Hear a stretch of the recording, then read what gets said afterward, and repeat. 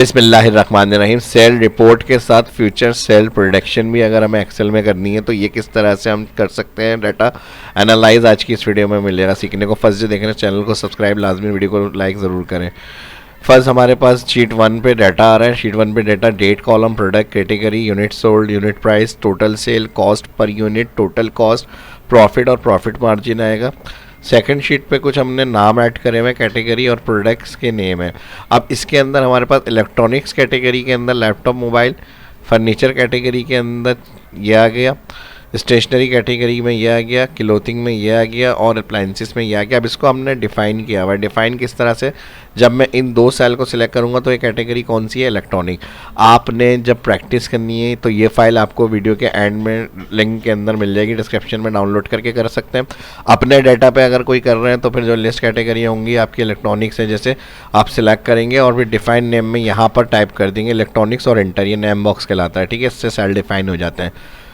मैंने ये ऑलरेडी किया हुआ है ताकि टाइम हमारा ज़्यादा कंज्यूम नहीं हो। तो फर्नीचर हमारा ये फर्नीचर से डिफ़ाइन हो गई रेंज। इसी तरह हमारे पास ये दोनों आ गए स्टेशनरी, यहाँ पे स्टेशनरी से डिफ़ाइन हो गई। सेम ये आ गया क्लोथिंग, ये क्लोथिंग से डिफ़ाइन हो गई और अप्लाइंसेस में ये आ गया। अब इसका बेनिफिट क्या होगा, यहाँ सेल रिपोर्ट के अंदर हम आएंगे और इसकी कैटेगरी को हम सिलेक्ट करेंगे। कैटेगरी को हम पहले ड्रॉप डाउन कैटेगरी बनाएंगे यहाँ पे और डेटा वैलिडेशन में लिस्ट ऑप्शन के अंदर से सोर्स, शीट 2, ऑल कैटेगरी। यहाँ पे ऑफिस 365 में अगर रिपीटेड वैल्यू होती हैं तो ये खुद ब खुद ऑलरेडी यूनिक वैल्यू को ऐड करता है ड्रॉप डाउन में, तो हमारे पास कोई डुप्लीकेट की भी प्रॉब्लम नहीं होगी। अब इस तरह से सिलेक्ट कर लें।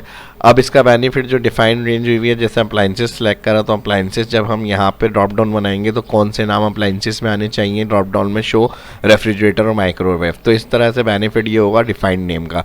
अब इसकी लिस्ट कैसे बनेगी, इसका तरीका देख लें। डाटा में जाएंगे, प्रोडक्ट सेल पे क्लिक करेंगे यहाँ पे और यहाँ से जाके हम लिस्ट सेलेक्ट करेंगे। लिस्ट के साथ यहाँ पर इक्वल इनडायरेक्ट फंक्शन यूज़ करेंगे।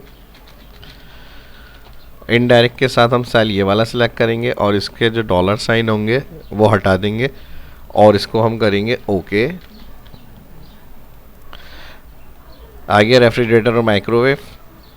इसी तरह इसको ड्रॉप डाउन को कॉपी कर लें, जितनी आपकी लिस्ट जा सकती है काम कर सकते हैं। कंट्रोल ऑल्टर भी यहाँ पे वैलिडेशन को पेस्ट कर दें।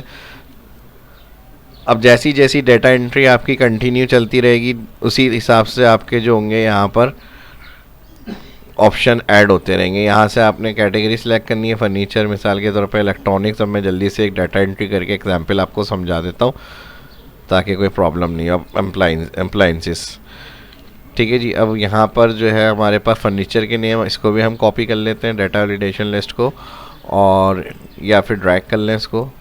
अब इसमें से हमारे पास फर्नीचर के लिए फर्नीचर कैटेगरी आ रही है, यहाँ पर हम आएंगे। फर्नीचर के साथ मोबाइल फ़ोन इलेक्ट्रॉनिक्स कैटेगरी है, जीन्स और अप्लाइंसेस में माइक्रोवेव, रेफ्रिजरेटर ये हमारी ऑलरेडी आ रही है।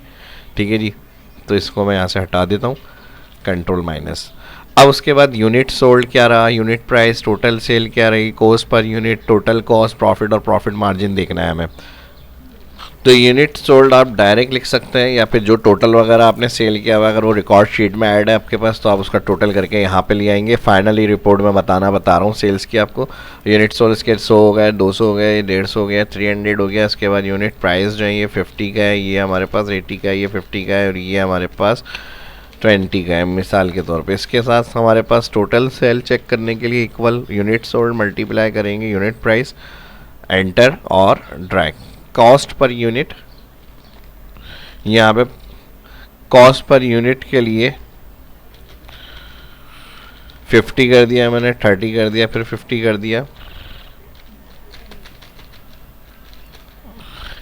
30, 50, 30 और 5 कर दिया। टोटल कॉस्ट के लिए हम equal unit sold multiply cost per unit, तो टोटल कॉस्ट अमाउंट आ जाएगा। उसके बाद profit equal total sale minus total cost, inter, ये प्रॉफिट आ गया। और उसके बाद profit margin equal if bracket open, इस सेल को हमने सेलेक्ट करा टोटल सेल, अगर ये बराबर है हमारे पास 0 कॉमा तो यहाँ पे भी 0 रिटर्न करें।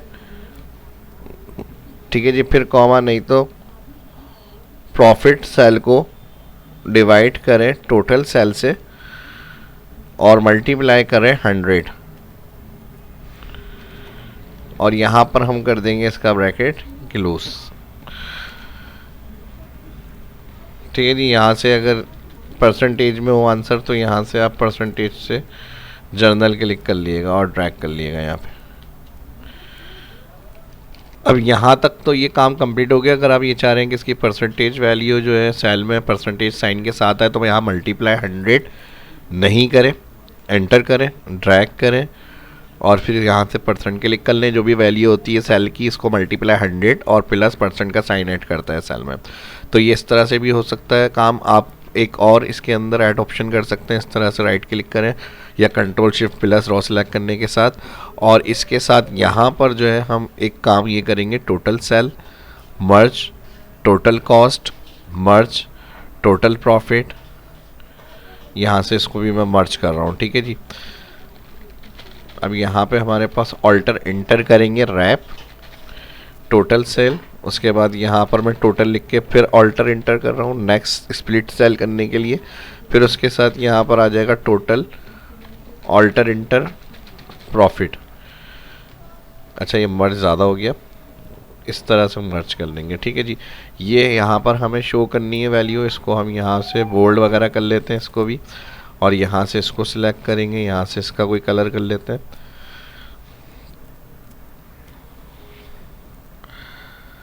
और यहाँ से इसको भी कोई कलर कर लेते हैं। ये हमारी हेडिंग्स हो गई। और यहाँ पे हम एक और काम ये करेंगे, इंटर, एंटर के साथ यहाँ से हमें कलर नहीं रखना है, इसको हम कर देते हैं 9 और 9 के साथ थोड़ी सी रो को हाइट बढ़ाएंगे।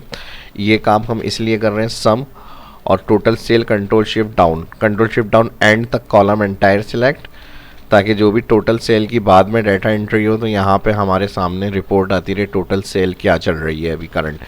फिर सम, उसके बाद जो टोटल कॉस्ट होगी उसका कंट्रोल शिफ्ट डाउन एंड तक सिलेक्शन तक के, काफ़ी बड़ी शीट अगर हमारी कंटिन्यू मंथ की चल रही है तो उसमें टोटल हमारे पास आता रहे, और हमने ये रेंज सेलेक्ट करी है। इसके बाद ही नेक्स्ट टोटल प्रॉफिट है तो हमें अलग से फार्मूला लगाने की ज़रूरत नहीं है, राइट फिल करेंगे तो टोटल प्रॉफिट का अमाउंट भी लिखा हुआ आ गया हमारे पास।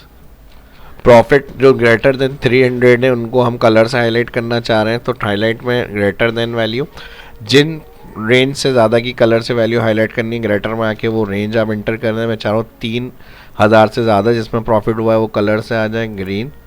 तो ये हमारी कंडीशनल फॉर्मेटिंग अप्लाई हो गई इसके अंदर। यहाँ से टोटल सेल की जो वैल्यू आ रही है इसको सिलेक्ट करेंगे, सेल स्टाइल से जाके कोई सेल स्टाइल अप्लाई कर लेते हैं, यहाँ से थोड़ा सा बड़ा कर लेते हैं इनको वैल्यू को। अब यहाँ पर हमें फ्यूचर सेल प्रोडक्शन देखने के लिए क्या करना है, यहाँ पे 2-3 डेट हमारी रिपीट हो रही है, थर्ड डेट की हमें सेल फोरकास्ट करनी है। तो यहाँ से हमें क्या करना होगा, एक शीट बनेगी, यहाँ पे ड्रॉप डाउन बनी हुई है, इसको अगर हाइड करना है तो यहाँ से आप हाइड कर लें या फिर कंट्रोल शिफ्ट प्लस करके इसको आगे बढ़ा दें, या अलग शीट बनानी है तो अलग शीट ले लें। यहाँ पर हम कॉलम बनाएंगे डेट, और डेट में हमारे पास 1 जनवरी, यहाँ रिपीट डेट नहीं है। ठीक है, हम यहाँ पे क्या करेंगे 2-3 इस तरह से ड्रैग कर लेंगे, और फिर यहाँ पर हमारी सेल्स आ जाएगी, यहाँ पर आ जाएगी टोटल सेल हेडिंग, और यहाँ पर आ जाएगी फोरकास्टेड हेडिंग, फोरकास्टेड सेल। इससे बेनिफिट ये होता है कंपनी को कि आने वाली टाइम की वैल्यू ऑलरेडी वो एक प्रिडिक्ट करते हैं, और उससे फिर अपना बजट हो गया, फोरकास्टिंग वगैरह देखनी होती है, उस हिसाब से एक्चुअल एक्सपेंडिंग कितना हो रहा है उसमें हेल्प हो जाती है। या आने वाली उसमें अगर हमें अरेंज करनी है चीज़ें टारगेट को अपना, तो वो हम इन फ्यूचर के लिए अरेंज कर सकते हैं डाटा वगैरह अपना। तो अब यहाँ पर हमारी टोटल सेल्स जो होगी डेट की वो हमें यहाँ पर चाहिए। ठीक है जी। अब इस काम को करने के लिए हम यहाँ पे इक्वल इफ फंक्शन लगाएंगे, ये सेल बराबर ब्लैंक है, कॉमा तो यहाँ भी ब्लैंक हो जाए, नहीं तो सम इफ फंक्शन चलाएं शीट 1, और शीट 1 पे जाके control shift down all range को सिलेक्ट कर लेंगे एक्स्ट्रा तक, फिर कॉमा लगाएंगे शीट 2 पे वापस, फर्स्ट सेल हम सिलेक्ट करेंगे हमारा ये वाला, फिर कॉमा लगाएंगे, फिर यानी शीट 1 पे जाएंगे, यहाँ पे कंट्रोल अप करेंगे और टोटल सेल्स जो आ रही है इस कॉलम को control shift down all select और ब्रैकेट इफ़ का क्लोज और सम इफ़ का क्लोज एंटर और ड्रैग करेंगे। इफ़ फंक्शन इसलिए लगाया डेट की अगर कोई एंट्री नहीं मिल रही तो यहाँ पर कोई डाटा जो है रिटर्न नहीं हो हमारा। ठीक है जी। और अब यहाँ पे हमने क्या करना है, इसको F4 करना है रेंज को, F4। और ये जो टेबल एरे की रेंज हेडिंग के बाद से सिलेक्शन बनाई थी इसको भी F4 करेंगे और अब ड्रैग करेंगे इसको। ठीक है जी, ये हो गया हमारा। अभी करंट रिकॉर्ड नहीं मिला इसको, तो यहाँ पे 0 रिटर्न कर रहा है ये। नंबर फॉर्मेट के अंदर जाए, कस्टम, कस्टम के अंदर आप यहाँ पर टाइप करेंगे 0 सेमीकोलन। ठीक है जी, फिर यहाँ पे माइनस, फिर 0 और यहाँ पे 2 दफ़ा सेमीकोलन और यहाँ पर लगा देंगे हम @ ओके करेंगे तो 0 कॉलम जो होगा वो क्लियर हो जाएगा। फोरकास्टेड के लिए अब हम यहाँ पर लगाएंगे फोरकास्ट फंक्शन, और फोरकास्ट में हम सिलेक्ट करेंगे linear, first cell date select करेंगे, कॉमा करेंगे, फिर उसके बाद ऑल कॉलम। ठीक है जी, अब इसके बाद नॉन YX जो होगी उसके अंदर हम ऑल सेल्स सेलेक्ट करेंगे और फर्स्ट B6 की जो रेंज है B8 तक इसको हम F4 कर देंगे। उसके बाद कॉमा लगाएंगे, ऑल कॉलम डेट सेलेक्ट, और ड्रैग करने से पहले A6 वाली रेंज को F4 करेंगे, ब्रैकेट क्लोज करेंगे। तो टोटल ऑटोमेटिक जो भी अपडेट होगा डेटा एंट्री के अंदर मेन सेल शीट्स के ऊपर, इधर टोटल में हमारी टोटल वैल्यू आ जाएगी फॉर्मूले से, और उसकी भी सेल प्रेडिक्शन जो होगी वो यहाँ पर फोरकास्ट सेल से हम निकाल सकते हैं आराम से। तो यहाँ पे ये हमें इस तरह हेल्प गाइड करेगा, और यहाँ से हमारी रिपोर्ट का जो टोटल होगा वो हमारी फोरकास्ट में जाके अपडेट होता रहेगा। तो होपफुली वीडियो आपको पसंद आई होगी, उम्मीद करता हूँ, और यहाँ पर वीडियो को लाइक ज़रूर करें। Thank you very much for video complete watch. मिलते हैं नेक्स्ट वीडियो के अंदर। अल्लाह हाफिज़।